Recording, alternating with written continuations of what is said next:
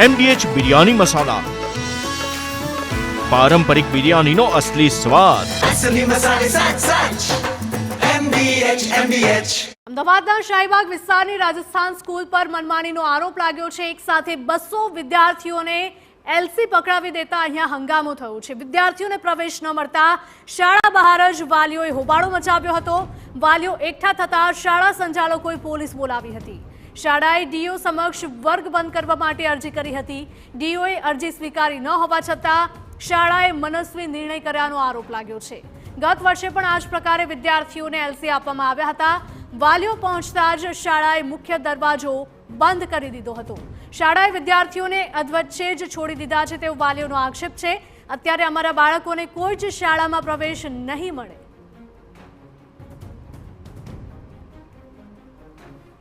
અમદાવાદના શાહીબાગ વિસ્તારમાં આવેલ રાજસ્થાન સ્કૂલ દ્વારા ગયા વર્ષ બાદ આ વર્ષે પણ મનમાની કરવામાં આવી છે અને લગભગ 200 જેટલા વિદ્યાર્થીઓને પરિણામની સાથે એલસી પણ પકડાવી દેવામાં આવ્યા છે। મહત્વની વાત એ છે કે ગયા વર્ષે પણ આ પ્રકારનો વિવાદ સામે આવ્યો હતો, ત્યારબાદ સમાધાન કરવામાં આવ્યું હતું અને આ વર્ષે પણ શાળા દ્વારા વિદ્યાર્થીઓને એલસી પકડાવી દેવામાં આવ્યા છે અને અત્યારે હાલ પોતાના પેરેન્ટ્સ સાથે તમામ વિદ્યાર્થીઓ અત્યારે હાલ અહીંયા પહોંચ્યા છે। શાળા સાથે વાતચીત કરવાનો પ્રયત્ન કરવામાં આવી રહ્યો છે, પરંતુ તેઓ એમને બહાર જ ઊભા રાખી રહ્યા છે। વાલીઓ આપણી સાથે છે, એમની સાથે વાતચીત કરીએ શું કંઈ કહી રહ્યા છે। કઈ કારણ આપ્યું છે કે કયા કારણોસર એલસી આપી? ના, એ લોકોએ જ્યારે અમે લોકો રિઝલ્ટ લેવા આવ્યા ને ત્યારે અમને કશું નહીં કીધું। અમે લોકો એડમિશન માટે પૂછવા ગયા કે અમારા બાળકોનું એડમિશનનું શું, તો અમને એવું કહેવામાં આવ્યું કે અમારા જોડે ફેકલ્ટીસ નથી, ટીચર્સ નથી। અમે ગવર્મેન્ટને એપ્લાય કર્યું છે પણ ગવર્મેન્ટ અમને ટીચર્સ આપતું નથી। એના લીધે અમે લોકો 9 ક્લાસ બંધ કરી રહ્યા છે અને અમે લોકો ડીઓમાં 8 મહિના પહેલાં રજૂઆત આપી દીધી હતી। હવે તમે 8 મહિના પહેલાં રજૂઆત કરી છે તો પેરેન્ટ્સને તમે ત્યારે જણાવવું જોઈએ ને એક વખત। તમે જ્યારે રિઝલ્ટ લેવા આવે છે ત્યારે પણ તમે જણાવતા નથી। પેરેન્ટ્સ સામે ત્યાં તમને કહે છે ત્યારે તમે પેરેન્ટ્સને જણાવો છો, એટલે આ વસ્તુ તદ્દન ખોટી છે, તદ્દન ખોટી। આ વસ્તુ એમને વ્યાજબી નથી કે તમે જ્યારે પેરેન્ટ્સ સામેથી પૂછવા આવે ત્યારે તમે કહો છો। અને ઓલરેડી બધે ક્લાસીસના ગ્રુપ બનેલા છે, તમે ગ્રુપમાં એકવાર ઇન્ફોર્મ તો કરો કે આ રીતનું થવાનું છે, અમારા બાળકોનું ભવિષ્યનું શું। આ લોકો અત્યારે ના પાડે છે કે એડમિશન નહીં આપીએ, તમે 10 દિવસ રાહ જુઓ, 10 દિવસ પછી ના પાડી દીધી તો બીજી સ્કૂલમાં તો અમારે કોણ અમને એડમિશન આપશે? આ સિચ્યુએશનમાં કોણ આપશે અમને એડમિશન? પહેલા કીધું ના હતું તમને? પહેલા એમને શું અમે ગયા વર્ષે એડમિશન લીધું ત્યારે એમ બોલ્યા હતા કે ના આપણે 12 સુધી સ્કૂલ છે।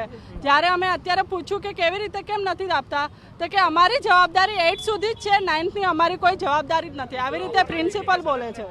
હવે તો અમારે 9માંથી જવાનું ક્યાં? તો તમારી જવાબદારી નહોતી તો પહેલા તમે અમને એડમિશન શું કરવા? વિદ્યાર્થીઓ મોટા ભાગના કયા ધોરણના વિદ્યાર્થીઓ?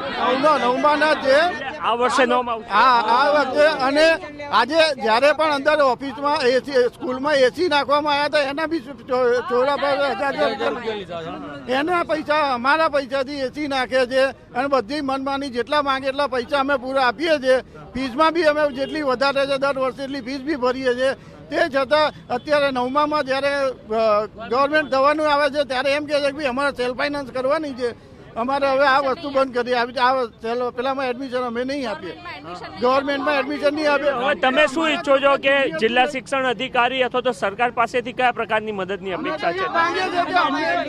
અમારે ગવર્મેન્ટ સ્કૂલમાં એડમિશન જોઈએ, રાજસ્થાનમાં ગવર્મેન્ટ અપ્રુવલ છે, અમારે એમાં જ એડમિશન જોઈએ। 9 થી 12 સુધી અમારે એમાં એડમિશન કન્ફર્મ જોઈએ। અંદર નથી મળી રહ્યા, શું કહી રહ્યા છે? અંદર તો છે સાહેબ, પણ એ લોકો અમને કઈ જવાબ જ નથી આપી રહ્યા કે અમારી જોડે ડીઓમાં અમે વાત કરેલી છે, ત્યાંથી તમે 10 દિવસનો ટાઈમ આપ્યો છે, 10 દિવસ પછી અમે તમને જાણ કરીશું જે બી હશે ત્યાં સુધી। તો 10 દિવસનો ટાઈમ માંગવામાં આવ્યો હતો ને ત્યારબાદ આજે તમામ આ જે વાલીઓ છે અત્યારે હાલ અહીંયા પહોંચ્યા છે।